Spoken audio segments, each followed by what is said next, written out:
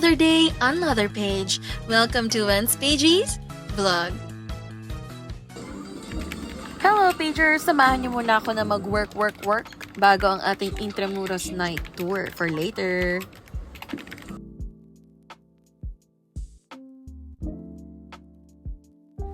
Straight from the shift, ayan na nga po, tulog ho. Diretso na tayo sa SM. Dito ko kasi kikitain yung friend ko. Sabay na kaming pupunta ng Calamba, Laguna para kitain yung isa pa naming friend para sabay-sabay kaming pumunta sa Manila. Ngayon na lang ako ulit napapunta sa National Bookstore kaya napabili talaga ako ng libro. Ayan na nga, kita nyo naman habang nagmamakaw yan siya. Nagbabasa ng libro.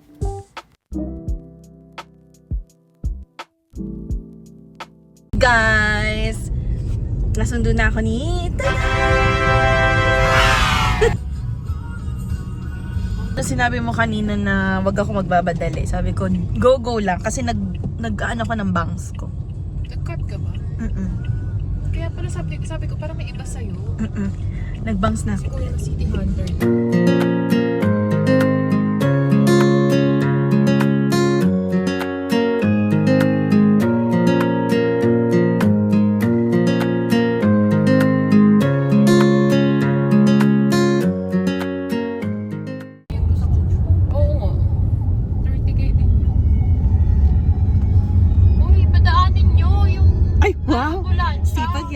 Nagka-admin yan. Parang may CEO kaming ano nga. Ganap na ganap, see?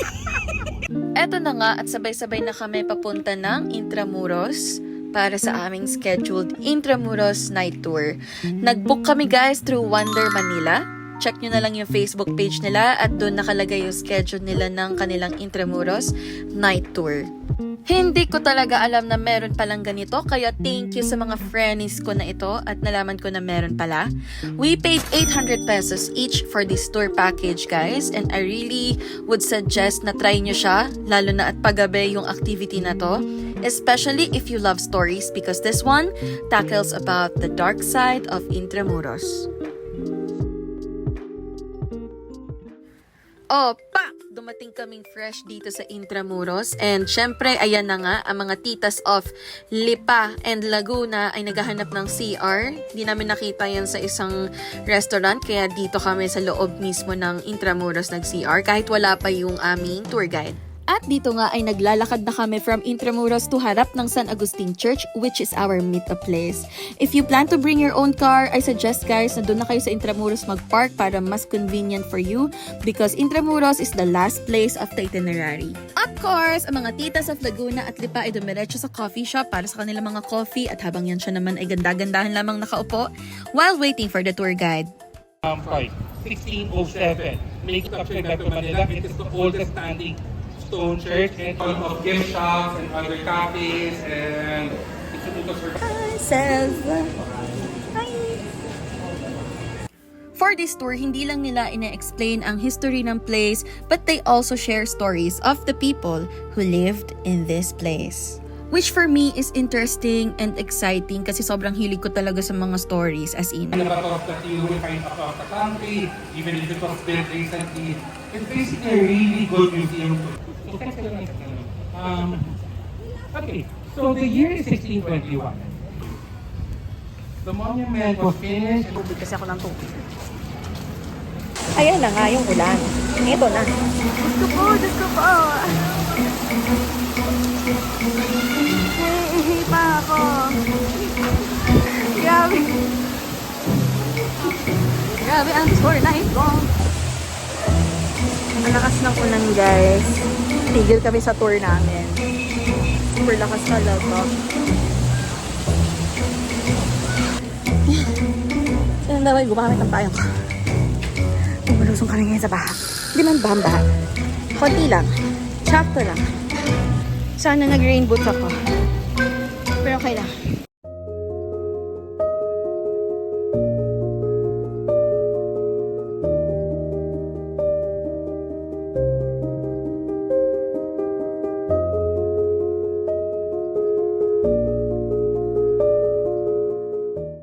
From fresh look to dry look, talaga namang, uy, If nasaktuhan at nakapag-book kayo sa rainy season, make sure guys na magdala kayo ng sarili nyong kapote at payong para just in case umulan kasi rain or shine po ang tour na ito. Except na lang kung sobra yung bagyo, mag-a-announce naman yan sila, mag-i-email naman sila. So make sure na yung i-register nyo na email address ay very active para makareceive kayo ng new updates from them. Shoutout sa couple na ito, sana all.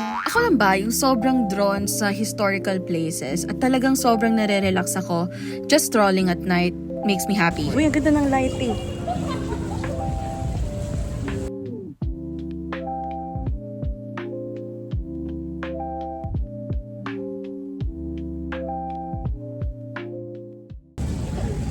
Guys, ako na daw si girl plastic cover.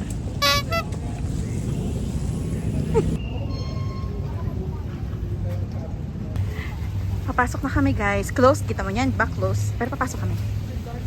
Kasi pasaway kami.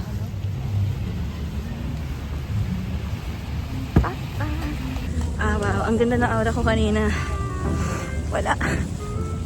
Nag-end up din ako dito. Sa kapote. Ha? Ito. Narito po tayo sa Fort Santiago. Bigyan po kami ng 15 minutes ng aming tour guide na umikot at umihi. At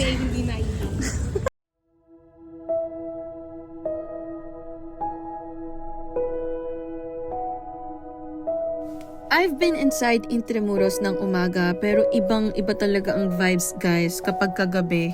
Sobrang there's this interesting feeling and there's this curiosity. Sobrang ah!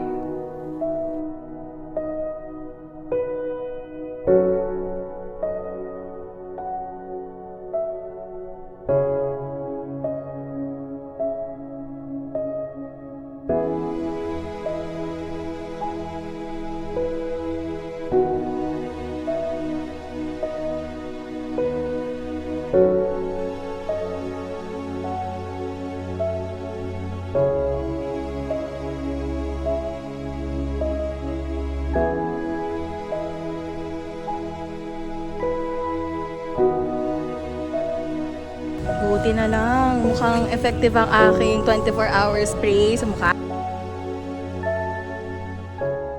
Out of wood was eventually elevated to stone in the 1590s alongside the building of the iconic stone walls of Intramuros. Throughout its history, may pumapasok ang pinapatungtog floats. Buso. Okay, to your left are the ruins of just hello? Ano yan? Sis. Ginagawa mo sis. Wala pa ko. To be fair, pupipiki pa lang naman ako. Tinitingnan ko kung sino naniniwala doon. Unfortunately, a lot of people do believe that. Looking at a man riding a horse, and the horse in turn is trampling at 4 soldiers underneath its hoofs. So Santiago Matamoros is the saint for which Fort Santiago is named after. Isn't it ironic to look at a Catholic saint actually actively killing people? Now,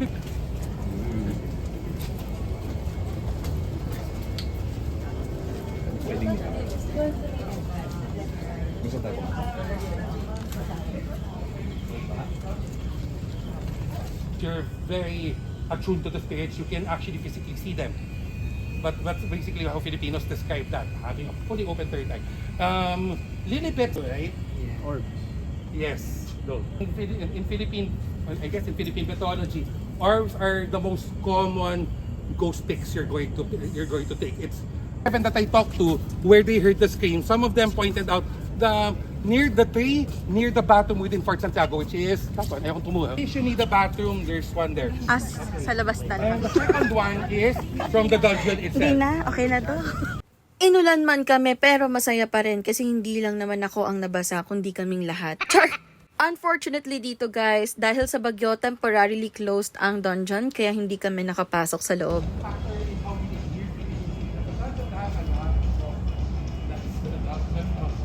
There were also some stolen other facilities and this building behind us for a total of 600. Now you have to understand from the American point of view, churches, And one of the buildings, two of the government buildings referred. We stay sa one night in Intramuros tour regularly. Somewhere down the road. La la la la la la la la.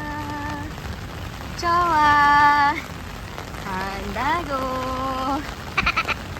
And again, guys, ang lakas ng ulan, everybody. Diyos ko po, hindi na kami na-drive. Isme. Ay ko. Nagalis pa ako ng kapote. Why naman ganyan, Intramuros? Okay na naman bumisita. So, yeah. Yeah, we're wet. Ah! Sheesh! Tayo, Dubun. So, tapos na kami sa aming tour. Kanya-kanya na to. Pabalik na kami. Gutom na kami. So, kakain muna kami. Eh, ganyan kanina yun. Alin? Yung nangyari sa payong dyan nung tumakbo ka, tumakbo din ako. So, that concludes our Intramuros night tour, guys. Sayang guys, hindi kami nakapag-dungeon kasi daw, baka daw baha. So, yun daw yung tipo ng baha na hindi makukuha sa, ano lang, di ba? Kuha-kuha, salo-salo. Salok-salok. Kailangan daw talaga siya i-pump. So, unfortunately, hindi kami nakapasok. Guys, maganda yung tour. 800 peso siya. Tapos, makakapag-exercise ka pa. So, at kung gusto mo sumaya ang iyong buhay, at kung gusto mo ng thrill, I recommend the tour with your friends or family, partner. Dami nagde-date dito, guys. Uwe, mama tayo nakita. Cut! Uy! Tao yun! So, score mo ang tour na ito. Ano ang score mo? Ikaw, anong score mo? Binalik sa akin ng tanong. Uulitin mo or okay na yung one time? For me, okay na yung one time. One time.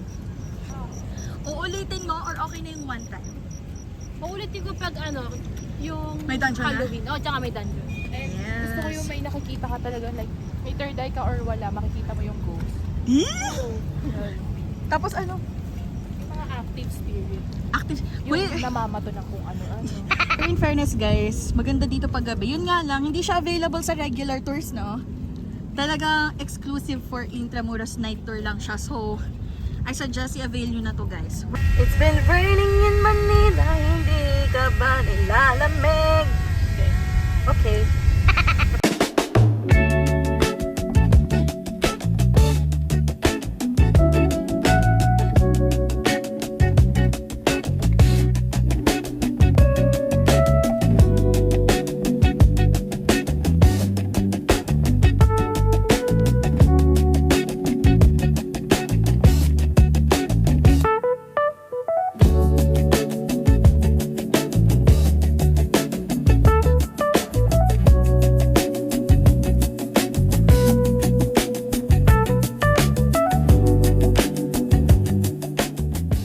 Hi, I'm home. Naligo ako guys. Kahit wala pa akong tulog kasi naunanan kami kanina. Plus, iti-take ko tong vitamins. I'm taking Immunopro. Yan. Immunopro. Before matulog. Always. Every day guys. Kasi ang laking help niya talaga sa health. Napansin ko lang din nung nag-start ako uminom nito. Last masasakitin na ako. Like, kapag ganito na nauulanan ako, ang bilis ko agad magkaroon ng lagnat.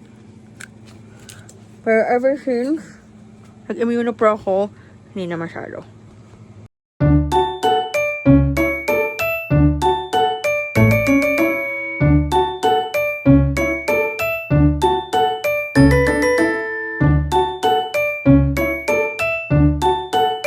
Pagka-uwi ko nga sa bahay after ko maligo, imbes na matulog ako agad, dumiretso muna ako sa planner ko to plan some stuff for kinabukasan at sa iba pang mga araw. And nagplano din ako dito na mag-edit ng vlog guys, pero hindi na kinaya ng followers ng anthem nyo. Ay talagang natulog na aqua after. nag-compute lang siya dyan, budgeting plan, mga ganyan-ganyan. And yes. Time check! 12:42 a.m. the next day. Tutulog muna ako, guys. Pero mag-edit ako hanggang sa makatulog ako kasi 24 hours na akong gising. Yes. Guys, thank you so much for watching my vlog. Tatakit! Once again, this is Wens of Wens PG saying thank you guys for watching my vlog. Tatakit sa aking next vlog. Good morning, good afternoon, good evening, wherever you are in the world. Stay safe and stay happy!